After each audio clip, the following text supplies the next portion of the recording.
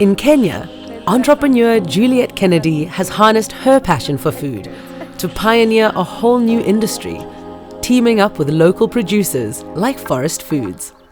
I absolutely love visiting this farm in particular because what Forest Foods is doing is really different.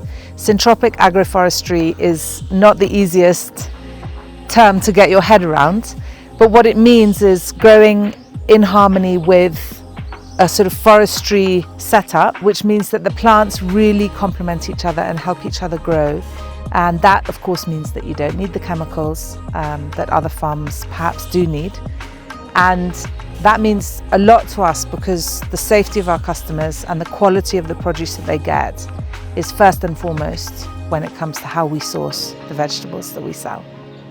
Located just outside of Nairobi, they supply fresh produce to her company Greenspoon, the country's first online retail store dedicated to providing high-quality, sustainably sourced local produce. I'm third generation Kenyan. Living in Kenya is one of the most exciting places on earth to live. Nairobi in particular has an incredibly vibrant and especially entrepreneurial community. And what I love about Kenya is that with this amazing mix of religions and cultures and languages, the country has 42 languages. People are so loving, friendly, ready to help each other here. Today in particular, in 2024, Kenya's on a silicon savannah, and I think just general sort of upward mobility is something that makes me feel really excited. More people being more creative and being able to sort of come up with solutions that could actually apply globally. And Juliet, who is better known as Juju, is one of those people. Food systems and the environment are so closely connected. And why I love sitting in the food space is not just because I'm passionate about flavor and quality and so on, but it's also because it's something that all of us humans do every day. We consume food. So when we make the choice around food, if we can make choices that will actually impact the environment in a positive way, then the snowball effect can be so huge. For her, the motivation to start this venture was inspired by her children. Greenspoon started really because I was weaning my daughter Saskia, and I became quite conscious of the food I was putting into her body. And I started to do my own research, and that meant going to different supermarkets and shops and asking, where has this food come from? I wish there was one website where I could just buy all these amazing products and have them delivered to the door. She then discovered that this too would benefit local producers who were battling to juggle food production as well as building and maintaining a client base. It was really those two ideas that came together. The customer needs transparency about where their food is coming from, and the supplier needs a platform to access more customers and allow them to do what they're really good at. Fast forward to today, and Greenspoon is a business for good certified corporation, benefiting both communities and the economy. What we're trying to do is to empower the smaller producer. So that might be the person who has a great idea and makes the most delicious nut butters, or it might be the person who has come up with a stunning new skincare range, the producer that's trying to access customers but not quite sure how to. So for us, we want to be a part of shifting food systems, and shifting food systems for us means empowering that supply chain but also educating the customer on what's possible. Their customer base have access to a range of products sourced from over 90 different suppliers, from cleaning products to plant-based proteins, meat, and of course fresh produce, most of which comes from urban farms.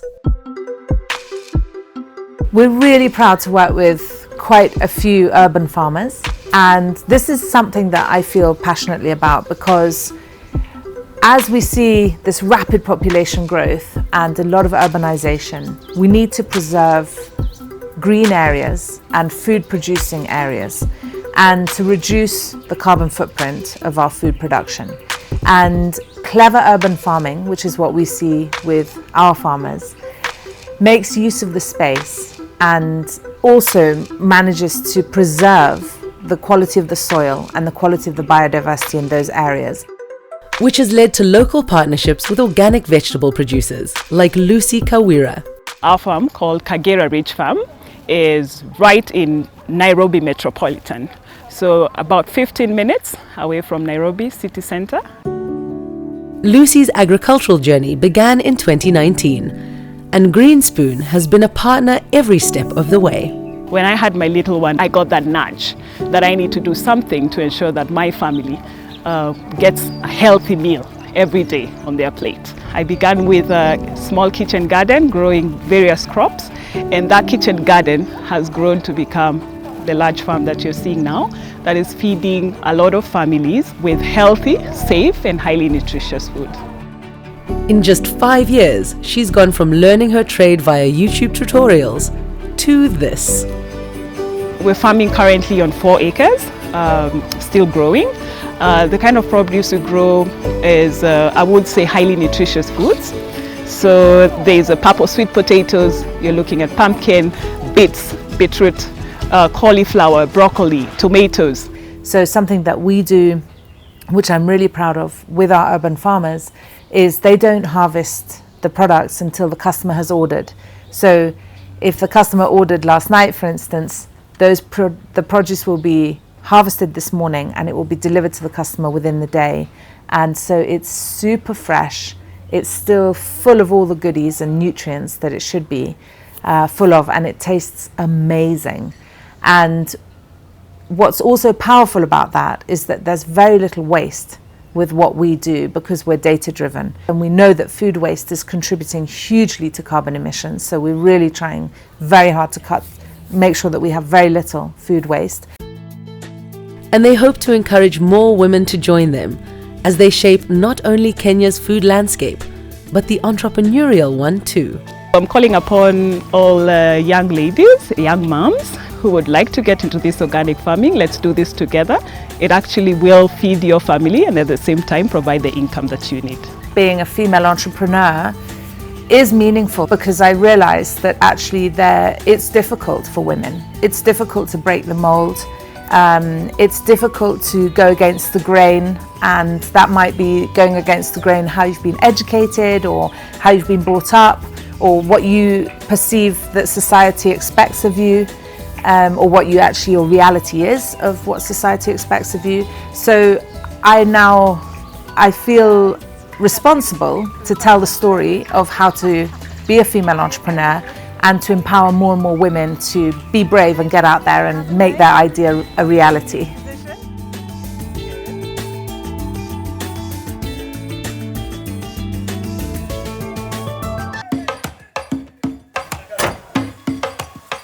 It's rush hour at Greenspoon HQ, with Operations Manager Elijah Kimani managing the morning traffic. We are just now dispatching our first morning orders.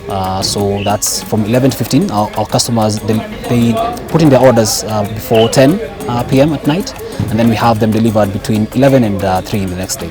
So that's what happens. If you look around, we have like about just 10 vehicles ready to go. So now they're just loading and ready to deliver the first batch of orders, which will reach customers countrywide. In Nairobi alone, they have 9 different delivery routes, which is operated by a fleet of vehicles including electric-powered vans, motorbikes and bicycles. Mondays are the most busiest. On Mondays we do about like 140, 120 orders, but for the rest of the week we do about 80 to 100 orders in the morning, and then in the afternoon from 3 to 7 we deliver about 80 to 100 orders. Elijah is one of Greenspoon's 95 employees, working across multiple different departments, from packing to dispatch, design, finance, product, as well as marketing and growth. In a typical month, we are now serving about 3,500 customers. We are growing at about 100% every year.